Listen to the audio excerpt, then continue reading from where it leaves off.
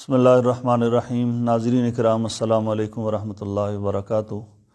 کافی عرصے سے اس چیز کا مشاہدہ کیا جا رہا ہے کہ گھروں میں اور مسجدوں میں کرسیوں پر نماز پڑھنے والوں کی تعداد میں اضافہ ہو رہا ہے، اور بغیر تحقیق کے، بغیر سمجھنے کے، پوچھنے کے لوگ اور گھروں میں مائیں بہنیں بیٹیاں آرام سے تن آسانی کے لیے کرسی پر بیٹھ کر نماز پڑھنا شروع کر دیتی ہیں، حالانکہ نماز کے لیے قیام کرنا فرض ہے۔ ایسا مریض جس کو صرف جھکنے کے اندر سجدے میں تکلیف ہوتی ہے، اس کے لیے قیام بھی فرض ہے، اس کے لیے نماز میں رکوع بھی فرض ہے۔ اور میں دیکھتا ہوں بازار میں مسجد ہے، لوگ آتے ہیں، موٹر سائیکل پہ آتے ہیں، اپنے شاپنگ کرتے ہیں، سامان اٹھاتے ہیں، لیکن مسجد میں آئیں گے، کرسی آرام سے لیں گے اور کرسی پر بیٹھ کر ہی وہ پوری نماز شروع کرتے ہیں۔ اس سے نماز نہیں ہوتی۔ تو میں آپ کو بتاؤں گا کہ ہماری نماز کے اندر وہ کون سی ایسی غلطیاں ہیں جو تقریباً 90% پوری دنیا میں ہم مسلمان کر رہے ہیں۔ یہ دیکھیں کہ یہ کرسی ہے، ایسی کرسی نماز کے لیے ہونی چاہیے۔ عام گھروں میں بعض دفعہ وہ فکس بنی ہوئی کرسیاں ہیں جس کے آگے وہ سجدہ کرنے کے بھی ٹیک لگائی ہوئی ہے، اور بعض دفعہ وہ اونچی بھی ہوتی ہے، تو لوگ پھر اسی کے اوپر سجدہ کر رہے ہوتے ہیں۔ ایسا نہیں ہونا چاہیے کہ انسان میں جتنا جھکنے کی اس کے اندر استطاعت ہے اس کو اتنا جھکنا چاہیے۔ اب یہ دیکھیں، یہ کرسی ہے جس پر نماز پڑھنی ہے۔ اب میں قیام کی مجھ میں طاقت ہے تو میں اپنی نماز جو ہے وہ قیام کی حالت میں شروع کروں گا، اور اسی طریقے سے پھر رکوع کرنے میں بھی مجھے آسانی ہے تو میں رکوع بھی نماز کے اندر ایسے ہی کروں گا۔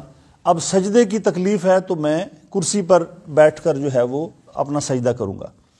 اور اس سجدے کے لیے آپ نے دیکھا ہوگا کہ لوگ جو کرسیوں پر نماز پڑھتے ہیں ان کے اندر جو بڑی غلطی یہ ہے کہ وہ نماز کرسی پر شروع کر کے رکوع کے اندر وہ اتنا جھکتے ہیں، اور پھر سجدے میں جانے کے لیے آپ نے دیکھا ہوگا 90% یا 95% لوگ ایسے سجدہ کرتے ہیں۔ یہ بالکل غلط بات ہے، پتہ نہیں کہاں سے لوگوں نے لے لی ہے۔ ایسے سجدہ نہیں کرنا۔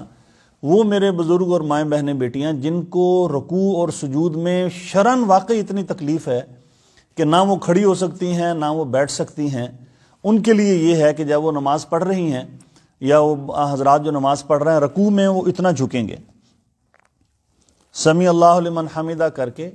اب سجدے میں ہاتھ باہر نہیں نکالنے، بلکہ سجدے میں زیادہ جھکنا ہے، جتنا وہ آسانی کے ساتھ وہ جھک سکتے ہیں اس کے لیے جھکنا ہے۔ یہ طریقہ بالکل غلط ہے کہ جو لوگ رکوع میں تو اتنا جھکتے ہیں اور سجدے میں ہر کوئی اپنا ہاتھ باہر نکالتا ہے۔ یہ غلطی ذہن میں رکھیں کہ سجدے میں باہر ہاتھ نکالنا کوئی جائز نہیں ہے اور کوئی ضروری نہیں ہے، نہ یہ کوئی دین کا مسئلہ ہے۔ ہر کوئی زیادہ ہاتھ نکال رہا ہے، کوئی تھوڑا ہاتھ نکال رہا ہے۔ سجدے میں آپ کے ہاتھ ادھر ہونے چاہیے۔ رکوع اتنا اگر آپ جھک سکتے ہیں ٹھیک ہے، سمیع اللہ لمن حمیدہ کہہ دیا۔ اب سجدے کے لیے آپ کو زیادہ جھکنا، جتنا آپ آسانی کے ساتھ جھک سکتے ہیں۔ اور بعض لوگوں میں، خواتین مرد میں دیکھا، جس طرح اس کرسی میں آپ دیکھ رہے ہیں نیچے پائپ ہے، تو لوگ اسی پائپ کے اوپر ایسے پاؤں رکھ کے وہ آرام سے نماز پڑھ رہے ہوتے ہیں۔ یہ جائز نہیں ہے۔ نماز کے اندر قیام بھی فرض ہے، رکوع بھی فرض ہے، سجدہ بھی فرض ہے۔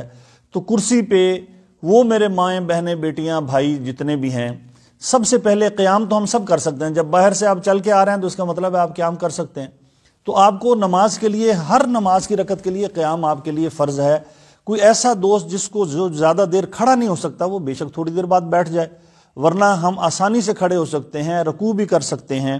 اور سجدے میں جن کو کمر کی یا ٹخنوں کی، گھٹنوں کی شدید تکلیف ہے، وہ صرف سجدے میں کرسی پہ بیٹھ کے کریں۔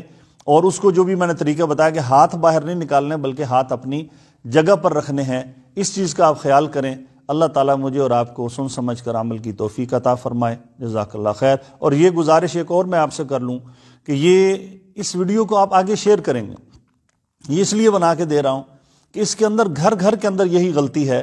اس کو ثواب کی نیت سے اس کو آپ نے شیئر کرنا تاکہ ہر گھر کے اندر جو مریض ہیں، جو نماز کرسی پہ پڑھتے ہیں، ان سے گزارش یہ ہے کہ وہ اپنی اس غلطی کو درست کر لیں، اور جہاں تک یہ پیغام جا سکتا ہے، کسی ایک کی بھی نماز درست ہوگی میری اور آپ کی نجات کا ذریعہ ہے۔ جزاکم اللہ خیر، وآخر دعوانا الحمدللہ رب العالمین۔